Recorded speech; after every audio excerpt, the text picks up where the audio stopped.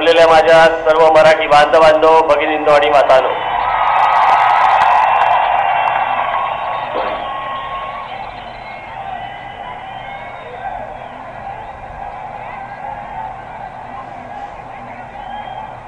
मगाशी मी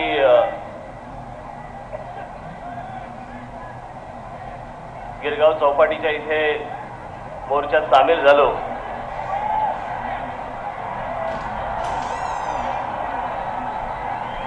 पण इथून तिथपर्यंतचं अंतर मला कापायला 10 मिनिटं गेली.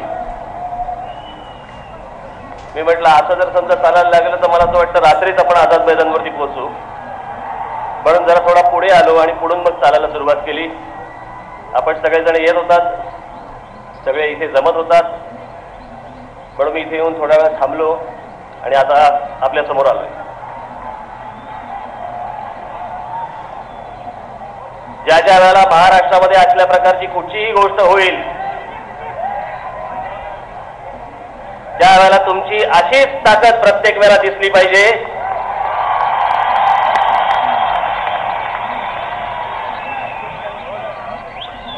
मग महाराष्ट्रातलं पोलीस खातं असेल, प्रसार माध्यम असतील किंवा अजून काही असेल, महाराष्ट्रातला मराठी माणूस असेल, याच्याकडे परत वाकडा डोळा करून बघायची कोणाची हिंमत होता कामा नये. एवढी ताकद प्रत्येक वेळेला दिसली पाहिजे.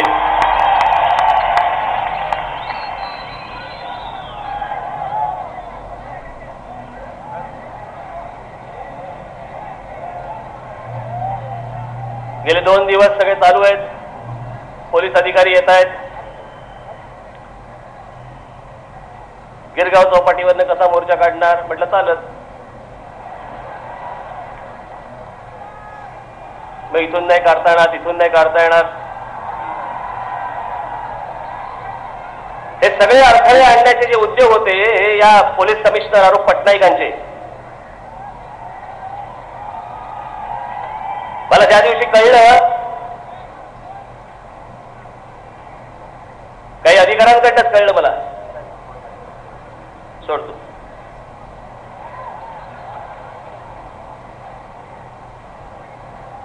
की गाड्या अडवण्याचे प्रयत्न होतील, इतर काही गोष्टी होतील. तात्काळ मुख्यमंत्र्यांना फोन लावला. मुख्यमंत्र्यांनी सांगितलं. मी म्हटलं हा काय प्रकार आहे, होणार आहे नाही होणार आहे म्हटलं हा नंतरचा भाग. लोकशाही मार्गाने मोर्चाही काढायचा नाही का, निषेधही करायचा नाही का?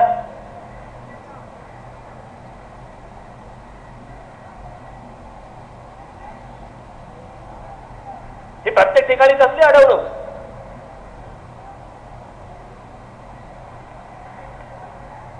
आपला मोर्चा शांततेमध्ये होणार हे त्यांना सांगितलं होतं, तरी मोर्चाला परवानगी देत नाहीत. आणि त्या दिवशीच्या रजा अकादमीच्या मोर्चाला तुम्ही परवानगी देता.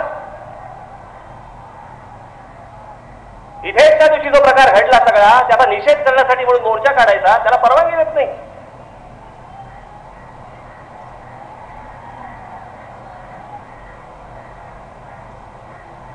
त्या आर पाटील कायदा सुव्यवस्था जो बिघडवेल त्याला आम्ही बघून घेऊ. अरे मग त्या दिवशी काय घातलं होतं, शेपूट?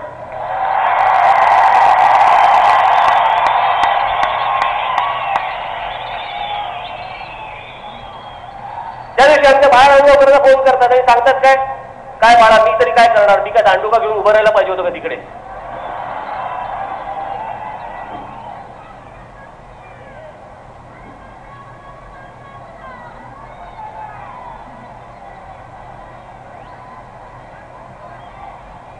एक बाउंड्री लाईन असते, एक सीमारेषा असते. आम्ही कधी आजपर्यंत सीमारेषा ओलांडली नाही, कधी ओलांडणार पण नाही. पोलिसांवर हात नाही टाकायचा.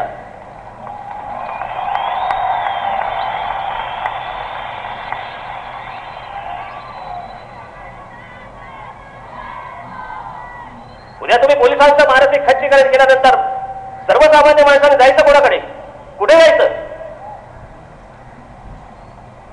उद्या पोलिसही म्हणते बाबा आम्हाला नको झंझट, नको, तुम्हाला काय करायचं ते करा.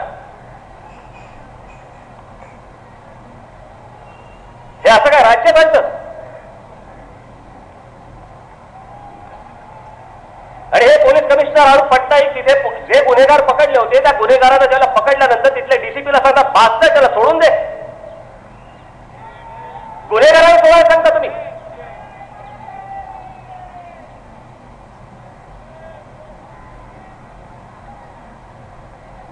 भगिनींवरती जे अत्याचार झाले,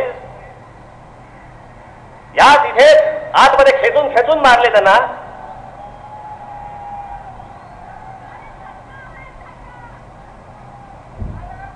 हे सगळे जण आमचे मराठी पोलीस कॉन्स्टेबल सगळे मार खात आहेत, आदेश नाही.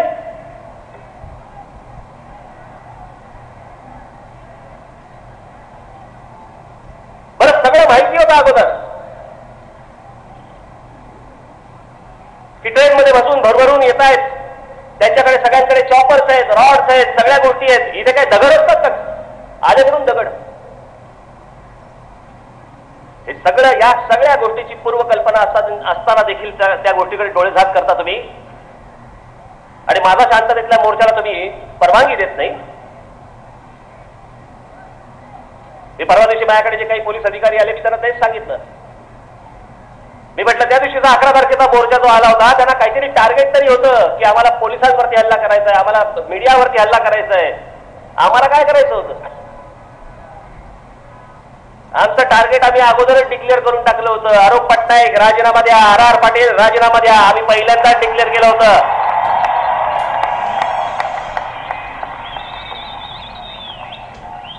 आम्ही काही त्या आत गाड्या फोडायला नाही आलोय किंवा जाळपोळ करायला नाही आलोय. करायची इच्छा पण नाही. आणि करू तर कोणाच्या करू? आमच्याच.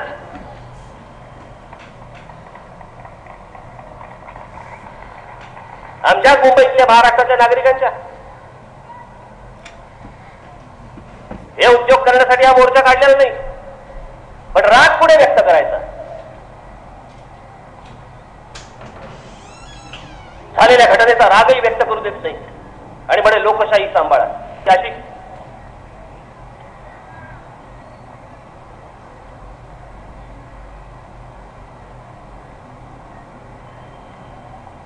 त्या रजा अकादमीच्या मोर्चाचा ट्रॅक रेकॉर्ड काढून बघा. काही वर्षांपूर्वी भिवंडीमध्ये देखील याच रजा अकादमीने तिथे मोर्चा काढला होता. हा भडवा आबू आदमी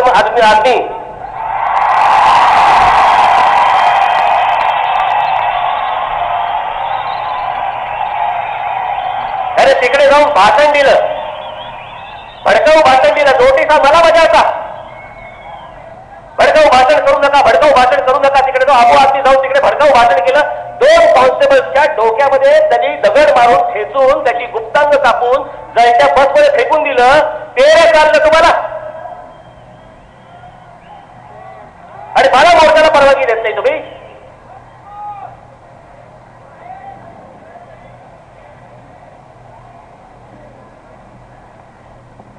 हे जे आले होते यांचा महाराष्ट्राशी काही संबंध होता. हे सगळे महाराष्ट्राच्या बाहेरचे आहेत.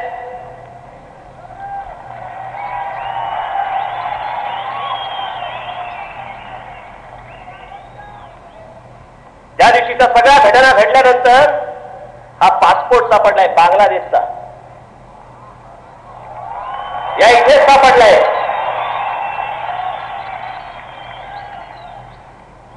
सिंगल एंट्री पासपोर्ट आहे. फक्त भारतात येण्यासाठी, जाण्यासाठी नाही, आणि जाताना येऊन फेकून दिलेत.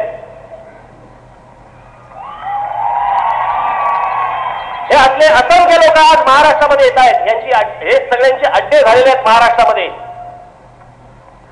मला एका गोष्टीचं उत्तर द्यावं. योगायोग, कसला योगायोग?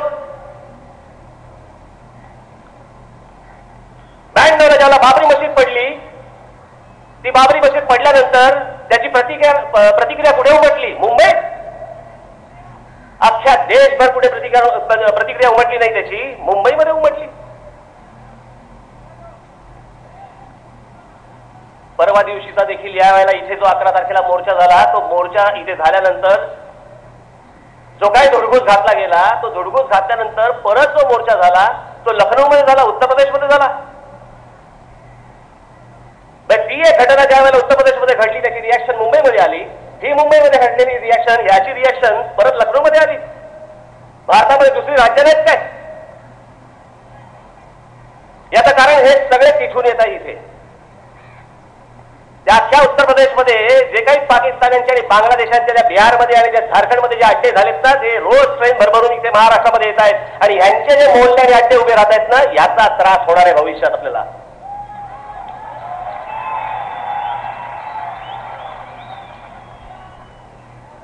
नाही तर मला सांगावं, अबू आझमी 2-2 मतदारसंघात महाराष्ट्रात निवडून येतो. 2-2 मतदारसंघात महाराष्ट्रातल्या कुठच्या राज्यकर्त्यांनी कुठच्याही नेत्याने महाराष्ट्रातल्या 2 मतदारसंघामध्ये निवडून यावं.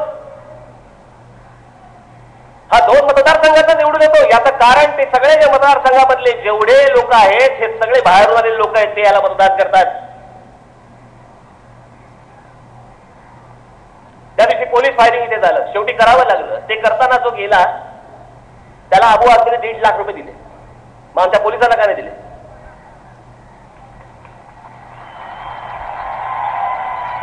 राज्य सरकारकडनं देखील अजूनपर्यंत काही नाही. राज्य सरकारकडनं देखील अजूनपर्यंत कुठचीही घोषणा झाली नाही की बाबा जे जखमी झाले, ज्याला काही त्रास झालाय त्यांना आम्ही काही कॉम्पेन्सेशन देतोय, काही पैसे देतोय. काही नाही. मार खा.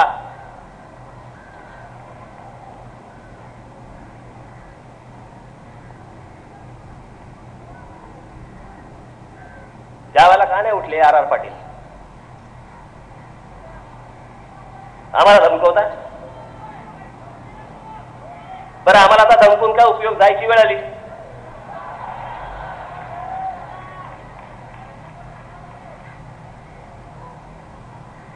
काही मागचा पुढचा विचार करायचा नाही, कसलाही काही गोष्ट करायची नाही. पोलिसांना मार खायला लावायचा. कोणी येतं आणि काही फरफटात घेऊन जातं आमच्या पोलिसांना आणि मारायला लागतं.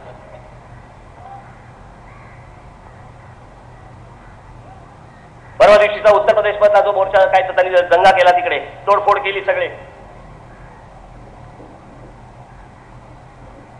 ते उतरलेले देखील तिकडचे सगळे पाकिस्तानातले मुसलमान किंवा बांगलादेशातले मुसलमान सगळे रस्त्यावरती आले. काय केलं?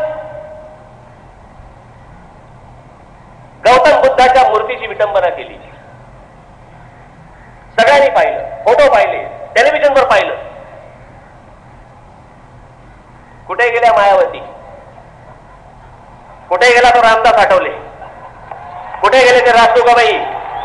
कुठे गेले प्रकाश आंबेडकर? का तोंड बंद का ठेवली आता तुम्ही? जरा अंगात आणि हरकं एकच घेऊन बसायचं, Indu mill Indu mill Indu mill Indu mill. दुसरा काय धंदा नाही काय?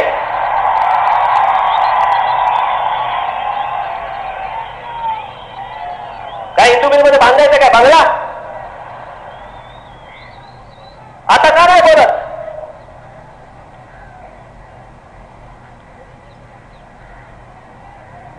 आता या गोष्टींबद्दल कोणी बोलणार नाही. सकाळ शब्द करायला तयार नाही. घटना होऊन इतके दिवस झाले, याबद्दल कोणाचं रामदास आठवलेंचं स्टेटमेंट नाही, राजू गवई होते पण तुमचे कोणते प्रकाश आंबेडकरांचं नाही, बाकी कोणाचं नाही, मायावतींचं नाही, कोणाचं काही नाही. इथे सगळे चिडीत चोप.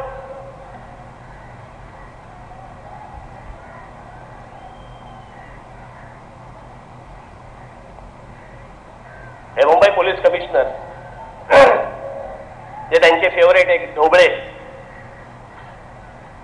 त्या दिवशी हॉकी स्टिक घेऊन कुठच्या तरी त्या कुठच्या ज्यूस सेंटर बाहेर काय ज्यूस सेंटर मध्ये गेले, कुठे अमर ज्यूस सेंटर, काही जागा आहे का हॉकी घेऊन जायची? बायका पोराने घेऊन गेलं समजू शकतो.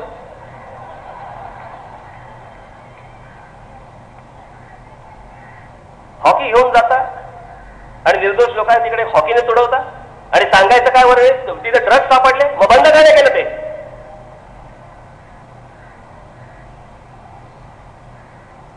आणि हे मूर्ख तुमचे पोलीस कमिशनर तो आरोप पटनाईक काय सांगतात? हॉकी खेळायला गेले होते, जाता जाता तिकडे गेले.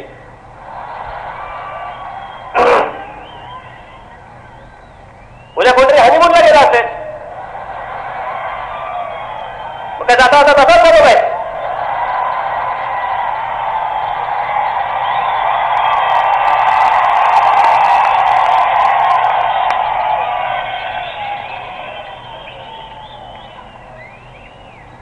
यांची पाठराखण करणार, कारण यांचे फेवरेट.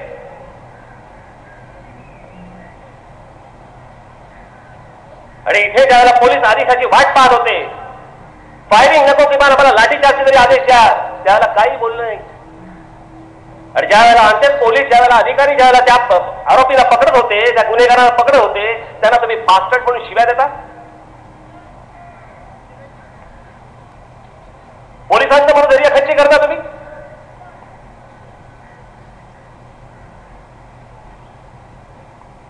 हे यापुढे महाराष्ट्रात चालणार नाही.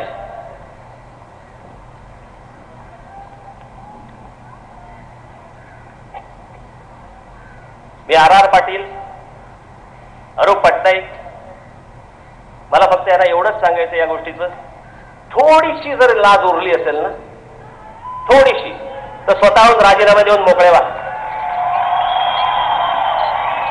थोडीशी जरी लाज उरली असेल तर. गेल्या 2 दिवसापासून काही वर्तमानपत्रांमध्ये सुरू झालं होतं, राज ठाकरे यांची महाराष्ट्र नवनिर्माण सेना आता हिंदुत्वाकडे.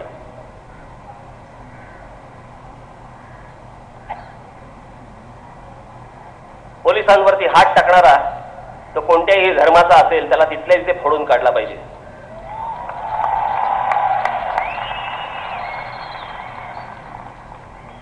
माझ्या आमदारावरती ज्याला फोडून काढायचे आदेश दिले, हर्षवर्धन जाधव आलेत का? त्या हर्षवर्धनला ज्यावेळेला फोडून काढला त्याला आदेश दिले, त्याशिवाय फोडून काढला का हो? पण ज्यावेळेला मी सभा घेतली त्यावेळेला मी त्या सभेमध्ये देखील हेच सांगितलं होतं की हर्षवर्धन काही झालं तरी पोलिसांवरती हात नाही उगारायचा, त्यांच्यावरती हात नाही उगारायचा. हा कुठच्या धर्माबिर्माचा विषय नाहीये. जे पोलीस अधिकारी, जे कॉन्स्टेबल होते, ज्या माझ्या भगिनी होत्या, महिला, ते माझे सगळे मराठी बांधव होते, माझ्या सगळ्या मराठी भगिनी होत्या, त्यांच्यासाठी म्हणून मी आज रस्त्यावर इथे आलोय.